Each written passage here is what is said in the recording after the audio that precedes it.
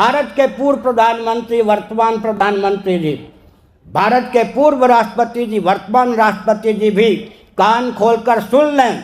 विश्व में स्वस्थ क्रांति की उद्भावना नेपाल से होगी और वो स्वस्थ क्रांति सबके हित में प्रयुक्त और विनियुक्त होगी।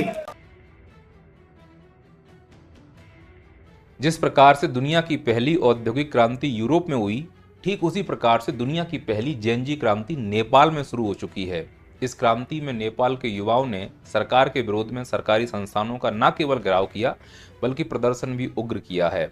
सरकार ने इस प्रदर्शन को ऐसे दबाया कि कई लोगों की मृत्यु हो गई है और सरकार ने ये बताया है कि ये लोग सड़क पर इसलिए प्रदर्शन कर रहे थे क्योंकि सरकार ने एक आदेश के द्वारा सोशल मीडिया प्लेटफॉर्म्स के कई सारे एप्लीकेशन को बैन करने की बात बोली थी और उसके विरोध में आकर ये लोग इस प्रकार से भैबड़ावा रहे हैं। यह है सरकार का कहना है, लेकिन रियलिटी ये है कि अगर केवल सोशल मीडिया प्लेटफॉर्म का विरोध होता तो यह आंदोलन इतना उग्र नहीं होता कि इतने लोगों की जान जाती। हकीकत क्या है इस आंदोलन के पीछे, उसको समझने से पहले हमें यह भी समझना होगा नेपाल जो हमारा पड़ोसी देश है, जहां यह जेएनजी क्रांति का वायरस फैल चुका है, क्या यह वायरस भारत में भी आ सकता है? भविष्य में इस प्रकार की कोई संभावना है? अब देखिए, भविष्य की बात तो वो बता सकते हैं जिन्हें भविष्य का ज्ञान हो। तो आइए हम चलते हैं उन महान व्यक्तियों की तरफ जो सच में भविष्य बताते हैं। आइए उनका इंटरव्यू लेते हैं। बाबा, आपका क्या कहना है कि भारत में यह वायरस फैल पाएगा कि नहीं? अरे नक कटा ठटरी के बंदे, हम बाबा ढाबा कछु नहीं है, हमें नंबर 1 के फ्रॉड। अगर हमारे पास भविष्य देखने की शक्ति होती तो सबसे पहले हम ये बताते कि पहलगांव में अटैक होने वाला है, भारत को ये बता देते कि प्लेन क्रैश होने वाला है, रेल एक्सीडेंट होने वाला है, पंजाब, बिहार, हिमाचल प्रदेश, उत्तराखंड में बाढ़ आने वाली है। जब हम भारत की घटनाओं का भविष्य नहीं बता पा रहे नक कटा, तो नेपाल का कैसे बता दें? अरे बाबा, गरियाए कहा रहे हो। खैर, बाबा ने जब से गुच्ची का चश्मा लगाया है और शादी का विचार मन में आया है, तब से हनुमान जी ने इनकी सारी भविष्य देखने वाली शक्तियां खींच ली हैं। अब गेंडा स्वामी की मिसाइल में सिर्फ धुआं ही धुआं रह गया है। अब इस देश को जरूरत है एक नए बाबा की। इसीलिए अब लॉन्च हो रहे हैं नैया पार के बाबा बड़बड़ानंद। दर्शन कीजिए, दान पत्र में दान भी कीजिए, जैसा कि आप देख पा रहे हो। आपके भविष्य की चिंता अब मुझे है। अब मैं बताऊंगा कि भविष्य में इस प्रकार के वायरस भारत को किस प्रकार से प्रभावित करेंगे और यह भी बताऊंगा कि आखिरकार इस जेएनजी क्रांति के पीछे का असली कारण क्या है। तो आइए एक एक करके करते हैं बात। पहले करते हैं बात कि कारण क्या है, फिर ये बात करेंगे कि ये वायरस भारत में आएगा कि नहीं। बोलो चटनाओ। तो सबसे पहले यह समझते हैं कि आखिरकार नेपाल का यह हिंसक आंदोलन हुआ ही क्यों। इसको समझने के 2 पॉइंट ऑफ व्यू हैं। एक पॉइंट ऑफ व्यू उनका जो इस आंदोलन को कुचल रहे हैं यानी सरकार, और एक पॉइंट ऑफ व्यू उनका है जो इस आंदोलन को कर रहे हैं यानी नेपाल के युवा।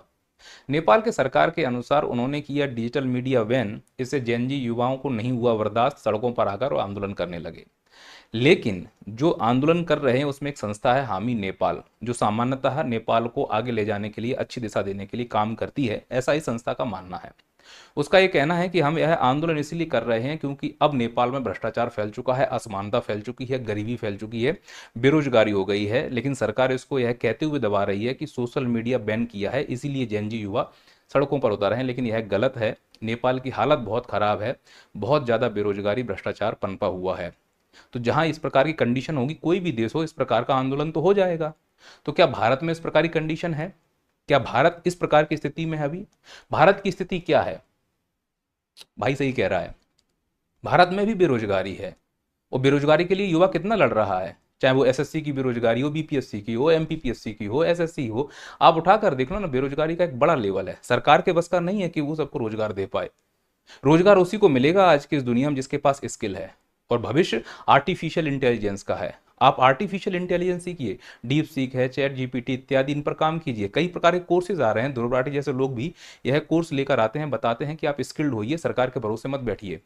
यदि आप जॉब में हैं, पार्ट टाइम जॉब चाहते हैं, पार्ट टाइम इनकम चाहते हैं, तो मैं कहता हूं शेयर मार्केट सीख लीजिए। तो दोस्तों, मैं आपको स्टॉक और ट्रेडिंग के बारे में तो बताता ही रहता हूं। एक और मैं आपको एप्लीकेशन के बारे में बताना चाहता हूं जो all in one trading platform है, जिसका नाम है प्राइमेक्स बीटी। और यह एप्लीकेशन मोबाइल में, पीसी में भी चल सकता है। इस एप्लीकेशन को आप गूगल प्ले स्टोर या फिर ऐप स्टोर से जाकर डाउनलोड कर सकते हैं। और इस एप्लीकेशन की खास बात यह है कि पहले आप डेमो अकाउंट से ट्रेडिंग सीख सकते हैं, फिर बाद में रियल मनी से ट्रेडिंग कर सकते हैं।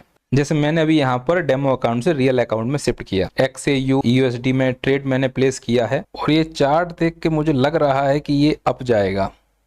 लेकिन दोस्तों याद रखना, जब भी आप ट्रेड लगाओ तो अपना TP या SL सेट करना ना भूलें। तो आप मैप में देखेंगे तो ऊपर की साइड में आपको एक पोजीशन टैब दिखेगा जिसमें आपका पूरा ट्रेड दिख रहा होगा। और इस टैब में जैसे ही तुम्हारा TPASL हिट हो जाएगा तो इस टैब में आपको शो होने लगेगा। तो गाइज यहाँ पर देखिए, जो अपन ने ट्रेड प्लेस किया था उसका TP हिट हो गया है और मुझे $20 का प्रॉफिट हुआ है। इस एप्लीकेशन में मनी ऐड करना या विड्रॉल करना बहुत आसान है। आप बैंकिंग सिस्टम के अलावा UPI सिस्टम के द्वारा भी इसमें यह काम आसानी से कर सकते हैं। और इस एप्लीकेशन की सबसे खास बात है कि इसका जो कस्टमर सपोर्ट है वो 24/7 आवर्स एक्टिव रहता है। कभी भी आपको कोई दिक्कत आएगी तो आपके हेल्प के लिए लोग हमेशा तत्पर हैं। इस एप्लीकेशन पर 1 मिलियन से ज़्यादा यूजर हैं। काफ़ी सेफ, सरल और सिक्योर है। और इस एप्लीकेशन का लिंक मैंने कमेंट बॉक्स में पिन कर दिया है, जाइए चेकआउट कीजिए। अब जिनको शेयर मार्केट जुआ लगेगा तो स्वाभाविक है कि वो बेरोजगार तो होंगे ही होंगे। और अगर बेरोजगार होंगे तो नेपाल जैसी कंडीशन होगी। और जो सच्चा खुददार व्यक्ति होगा, जिसे अपने लिए रोजगार चाहिए होगा, वो निश्चित रूप से सरकार से बगावत तो करेगा ही, कम से कम मांग तो करेगा। जैसे SSC के छात्रों ने, SSC के शिक्षकों ने केंद्र सरकार में दिल्ली में जाकर की थी। वो बात अलग है कि सरकार ना माने। सरकार इसलिए भी नहीं मानती है कि सरकार को मालूम है कि इस देश में मूर्खों की कमी नहीं है। इस देश में अंधभक्तों की एक विशेष संख्या है। इतनी बेरोजगारी होने के बाद भी आंकड़ों को मैनिपुलेट कर दिया जाएगा और अंधभक्तों के सामने उन आंकड़ों को परोस दिया जाएगा। और इस देश में जो सबसे ज़्यादा बेरोजगार हैं, जो जितना बेरोजगार वो उतना बड़ा अंधभक्त, तो उनके दिमाग में एक पट्टी बांध दी जाती है और उन्हें बेरोजगारी फील नहीं होती है। पता है क्यों? उनको लगता है कि इस देश में बेरोजगारी है ही नहीं। भाई, जब जेटली जी का लड़का बिना किसी योग्यता के BCCI में सेक्रेटरी बन सकता है, इसको रोजगार मिला कि नहीं मिला? अगर ये रोजगार है तो फिर इनके चाहने वाले भी रोजगार में ही हो गए ना। वो केवल जेटली जी का लड़का ही क्यों, सोनिया जी का लड़का ले लो, लालू जी का लड़का ले लो, मुलायम जी का लड़का ले लो, कुछ समय के बाद अरविंद केजरीवाल का लड़का भी आ जाएगा। वो जो उनको चाहने वाले हैं वो बोलेंगे जब मालिक हमारे सेट हैं, मालिकों को रोजगार मिला है, मैं मानूंगा मुझे रोजगार मिला है। तो उन्हें फील ही नहीं हो रहा है। और ऐसे ना जाने कितने मालिक हैं जो पीढ़ियों से बनते चले आ रहे हैं। जैसे एक मालिक ये बैठे हैं, क्या योग्यता है लेकिन ICC में बैठे हैं। मालिक सेट हैं तो इनके चाहने वाले बोलेंगे बस मालिक को रोजगार मिल गया, हम तो वैसे ही खुश हैं। अभी गडकरी जी के लड़कों की खबर आई है कि भैया एथेनॉल में उन्होंने पैसा छाप दिया है। अब मालिक का लड़का अगर सेट है तो हम भी सेट है, हमारे लड़के भी सेट हैं। सिंधिया जी का लड़का मध्य प्रदेश में क्रिकेट का मालिक बन गया है। योग्यता क्या है? भाड़ में जाए। मालिक का बच्चा है, मालिक का बच्चा सेट, मतलब मेरा बच्चा सेट। और सबसे बड़ी बात है कि जो मीडिया हमारे बच्चों को बताए, हमें बताए कि रोजगार की बात उठाए, रोजगार का मुद्दा उठाए, वो खुद बिके हुए हैं। तो अब तो ये लगता है कि अगर ये लोग भी सेट हैं, इनके बच्चे भी सेट हैं, बस इन लोगों को रोजगार मिल गया, मैं मान लेता हूँ पूरे भारत को रोजगार मिल गया। हकीकत ये है कि अगर मीडिया सच्चाई दिखा दे ना बेरोजगारी को लेकर, तो नेपाल जैसी कंडीशन इंडिया में बन जाएगी। और बनती है, हर बार आंदोलन होते हैं, वो तो कुचल दिए जाते हैं। एक साथ युवा इकट्ठा ही नहीं हो पा रहा ना, क्योंकि युवा अधिकांश तो मालिकों के तले भी चाट रहे हैं इन लोगों की तरह। तो ये कहा जा सकता है कि ये लोग नेपाल को, उस वायरस को जो जेनजी आंदोलन के रूप में उभर रहा है, उसको भारत में आने से स्वाभाविक रूप से रोक रहे हैं। ये प्रोटेक्टिव शील्ड की तरह काम कर रहे हैं। अगर ये सच्चाई बताने लगे सरकार को तो युवा इतना आंदोलित हो जाएगा कि सरकार को मजबूरन फिर युवाओं को रोजगार देना पड़ेगा, जो सरकार अभी खा के बैठी है। अब दूसरा कार्ड क्या था? नेपाल में जो है आंदोलन हो रहा है, उसका दूसरा कार्ड है भ्रष्टाचार। भ्रष्टाचार की वजह से वहाँ की जनता परेशान हो गई है और उसने जाके सरकार के खिलाफ मोर्चा खोल दिया है। और जब तक मैं ये वीडियो बना रहा हूँ, अभी तक तो वहाँ आंदोलन चल रहा था। हो सकता है कि जब यह वीडियो मैं अपलोड कर दूँ तब तक आपको ये खबर मिले कि नेपाल में तख्ता पलट हो गया है, वहाँ के प्रधानमंत्री ने इस्तीफा दे दिया, वहाँ के मंत्रियों ने इस्तीफा दे दिया है। ऐसी कंडीशन हो सकती है, क्योंकि जब जनता सड़क पर उतरती है ना तो फिर किसी की तानाशाही नहीं चलती। और जो तानाशाही नेपाल में चला रहे थे और उस तानाशाही के चलते नेपाल में जो भ्रष्टाचार हुआ, उसी का परिणाम है ना यह आंदोलन। तो क्या वैसा भ्रष्टाचार या वैसी तानाशाही भारत में भी दिख रही है? अगर वैसा कुछ दिख रहा है तो भविष्य में वैसा कुछ आंदोलन दिख भी सकता है। अब भारत में भ्रष्टाचार है या नहीं, मैं कुछ तस्वीर दिखा रहा हूं, आप खुद बताना। भारत में आए दिन रेल एक्सीडेंट हो रहे हैं। कब कब रेल एक्सीडेंट हुए उनकी लंबी लिस्ट है, लेकिन हर बार रेल एक्सीडेंट होगा, हर बार आके सद्भावना दी जाएगी। हर बार रील बनाते हैं रेल मंत्री और डाल देते हैं कि इस बार अगली बार ऐसा कुछ नहीं होगा। कवच बना दिए, फलाना बना दिया, ढिकाना बना दिया, पता नहीं क्या क्या टेक्निक्स हो गई हैं। जब भी कोई त्यौहार आता है तो जानवरों की तरह हम रेल में भर के जाते हैं, ट्रेन में भर के जाते हैं, लेकिन बाद में आके बोल देंगे कि हमने सब व्यवस्थाएं कर दी हैं। तो निश्चित तौर पर ऐसा लगता है कि आप सिर्फ बोलते हो, कर नहीं पा रहे हो। तो टैक्स का पैसा कहाँ जा रहा है? कहाँ जा रहा है वो टैक्स का पैसा? एयरपोर्ट गिर रहे हैं, प्लेन क्रैश हो रहे हैं, रोडें धंस रही हैं, पुल गिर रहे हैं। तो मैं आपसे पूछना चाह रहा हूँ ना कि जो पैसा इतना ले रहे हो हर चीज़ में लेकर, सुई से लेकर एरोप्लेन तक कुछ भी खरीदो टैक्स देना पड़ता है। पहले रोड टैक्स दो, फिर टोल टैक्स दो, फिर गाड़ी का टैक्स दो, फिर फलाने का टैक्स दो, फिर ढिकाने का टैक्स दो। ये पैसा कहाँ जा रहा है? और अगर इतना पैसा देने के बाद हम लोगों की ये हालत हो रही है तो बोला जाएगा ना भ्रष्टाचार हो रहा है। अरे रेल पुल गिरने तक तो ठीक था, पर इस अमृत काल में तो युवाओं के भविष्य के साथ भ्रष्टाचार हो रहा है दिन दहाड़े।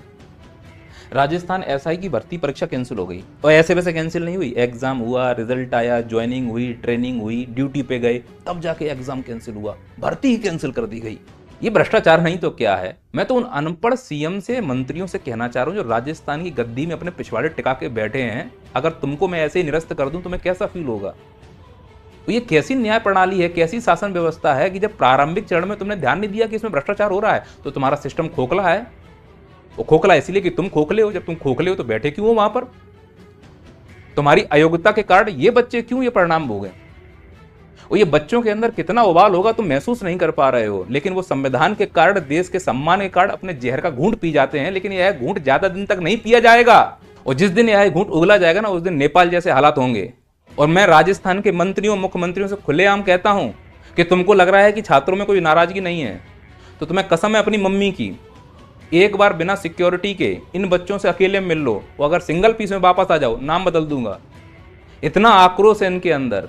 वो तो संविधान का सम्मान है, देश का सम्मान है कि हमारे देश की बदनामी होगी, हमारे संविधान का उल्लंघन हो जाएगा। नहीं तो तुम लोगों को तो ऐसे रोड पर नंगा करके मारे ये बच्चे कि तुम्हारी अयोग्यता के कारण वो अपनी जिंदगी बर्बाद कर रहे हैं।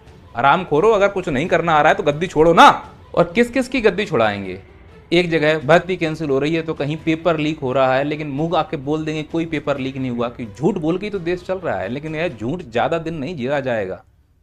जैसे हालात नेपाल में थे वैसे हालात अब इंडिया में होने वाले हैं। तो अगर कोई ये कहता है कि नेपाल का वायरस इंडिया आ पाएगा, तो हरकतें तो वही नेपाल वाली हो रही हैं। रेलवे में भ्रष्टाचार है, एडिक्यूटी एसएससी, ये याद है? सरेआम बच्चे बोल रहे हैं कि ये भ्रष्टाचार कर रहा है, सुविधाएं नहीं दे पा रहा है, या पैसा कहाँ लगाया जा रहा है, हमसे फीस भी ली जा रही है, लेकिन सरकार के कान में जू तक नहीं देख रही है, क्योंकि सरकार के पास खुद इसका कमीशन गया होगा। अगर कमीशन नहीं जाता तो क्या बच्चों का भविष्य खराब होने देते? और मैं ये कहता हूं कि इस देश में केवल भ्रष्टाचार नहीं है, भ्रष्टाचार का चेहरा भी है। ये रहा सामने भ्रष्टाचार का चेहरा, कर दो इसके ऊपर कार्रवाई। नहीं हो पाएगा। क्यों नहीं हो पाएगा? क्योंकि जिस देश में भ्रष्टाचार का चेहरा होता है ना, उस देश में हमारा प्रधानमंत्री गलवैयां कर रहा होता है भ्रष्टाचारी के साथ। ये भ्रष्टाचारी प्रधानमंत्री ने ही इसके ऊपर आरोप लगाया था 70,000 करोड़ रुपए का, वही प्रधानमंत्री गलवैयां कर रहा है। तो जब भारत का प्रधानमंत्री भ्रष्टाचारी के साथ गलवैयां कर रहा हो तो उस देश में भ्रष्टाचार कैसे खत्म हो जाएगा? वो कहो तुम खाएंगे ना खाने देंगे, पैक करके ले जा रहा है नाक के नीचे, कैसी बात कर रहे हो? फिर बोलते हो कि नहीं वो नेपाल में होने वाला वायरस इंडिया में नहीं आएगा। क्यों नहीं आएगा? छात्र अपने अधिकारों की मांग क्यों नहीं करेगा? बिल्कुल करेगा, लेकिन शांतिपूर्ण तरीके से।